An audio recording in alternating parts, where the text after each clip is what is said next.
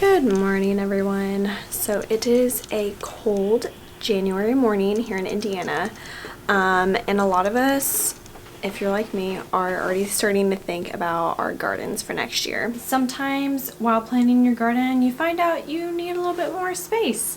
So there are a few things that you can do to prepare to put in a new flower bed or vegetable bed in the winter for that coming growing season. Okay, so if you know ahead of time where you want to put in a new bed, this method is super easy and simple. Ultimately, you just put some cardboard on the ground and put either bricks, rocks, or any other heavy material over the cardboard so it doesn't blow away, and it will slowly kill the grass over the winter. And then in the spring, all you have to do is till it up and you will have a new garden bed. So I'm hoping to extend this bed even further because I'm going to be putting peppers and tomatoes over here. But in order to put another bed, I want to make sure I have a straight property line because we're going to be doing it on the edge of our property and kind of putting up a growing fence for the tomatoes. So first things first is I have to figure out where our property line is. We'll figure out where the property line is by just using some popsicle sticks and string. I kind of know where it's at, and I'm not extending the garden all the way across the back of our property line, so it won't be a big deal.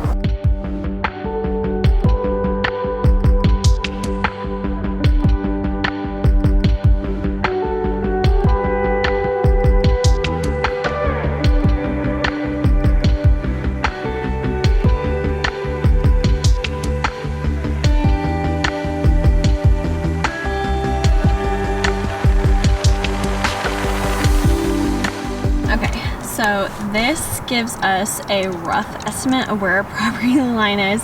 The ground is so solid right now that I can't actually anchor the popsicle sticks very firmly in the ground, but the string is taut enough that it should give us an accurate line. It has been so warm this winter that my garlic is already popping up, which isn't necessarily a bad thing, but at the same time, I don't know if it's a good thing.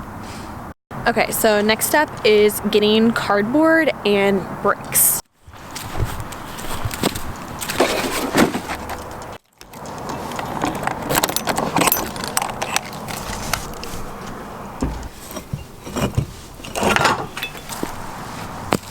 Okay, so now that we have our cardboard and bricks, I'm just going to lay the cardboard flat on the ground and secure it so it doesn't blow away by any wind or anything like that with the bricks.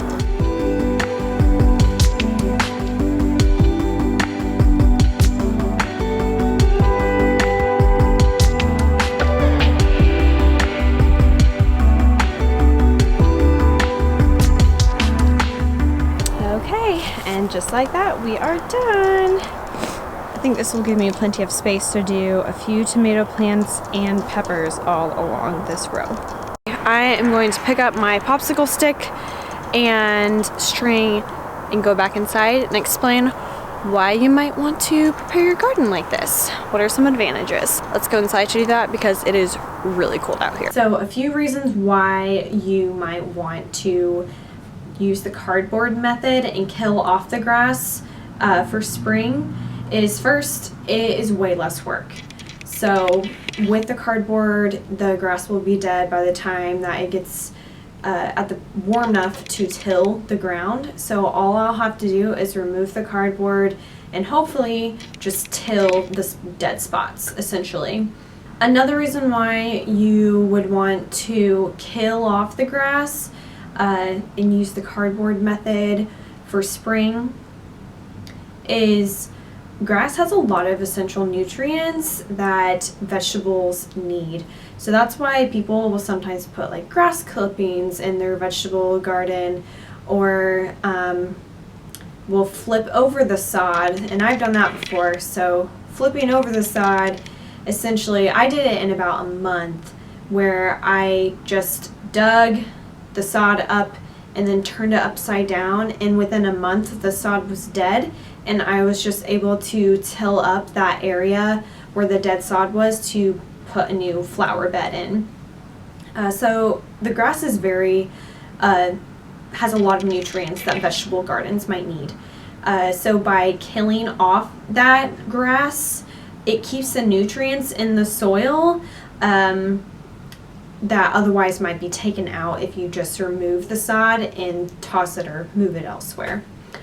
So that kind of goes along with the next point. Grass normally has all of its roots in called the top layer of soil.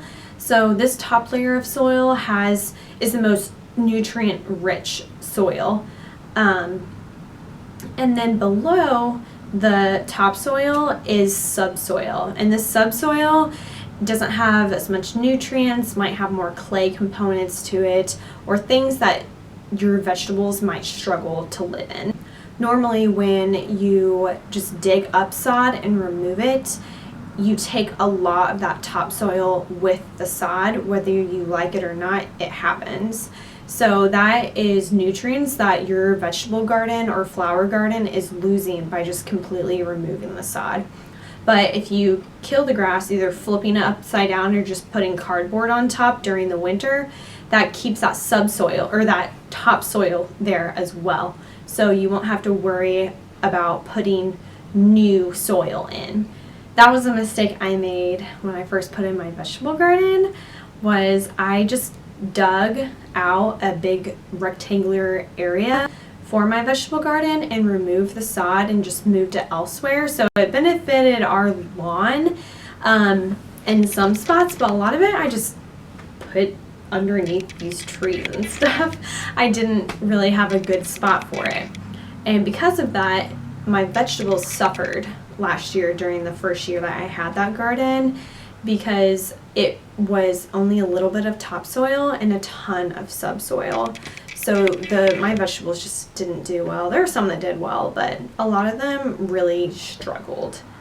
We'll get more into my first year gardening mistakes probably in later videos, but that was one of them that pertains to this video. The cardboard method, or it doesn't even have to be cardboard, it can be any like flat surface that wood or anything like that would kill off the grass so that you could just till it in the spring. Any of that will work. I just use cardboard because we had a bunch left over from the holidays that we have neglected to recycle. Later this spring, we will go ahead and look back at the cardboard, I'm going to call it the cardboard garden for right now, and we'll see how easy it is to till. I'm actually very curious because right now it's mid to late January and that garden is going to be tilled in May.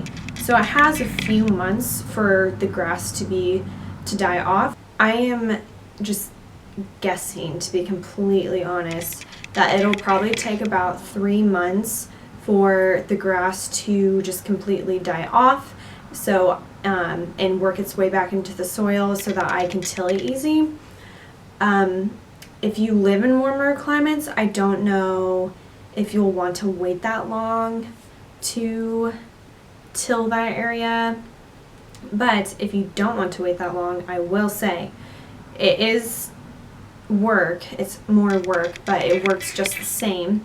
So instead of just laying cardboard down, dig up the sod and flip it upside down and keep the sod upside down for about a month, and you should be able to easily till that. Like I said previously, I did that for 2 of the garden beds that I put in last year.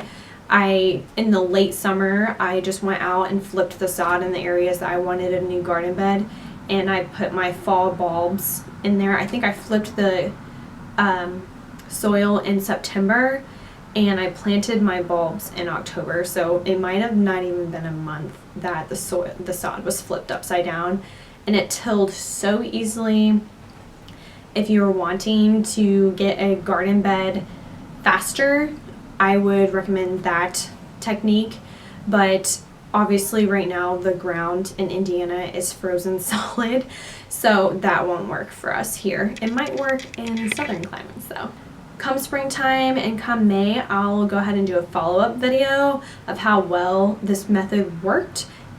it is my first time doing this method, but I've seen success from other people, so I'm sure it'll be just fine. This is also another project that you can pocket for later in the fall. If you know the next year you'll want to have a new garden bed somewhere, you can just use the cardboard or flip the soil, either way. So come springtime, you will have a fresh garden bed that is ready to till. Alright guys, I am going to start making dinner, so I will see you next time.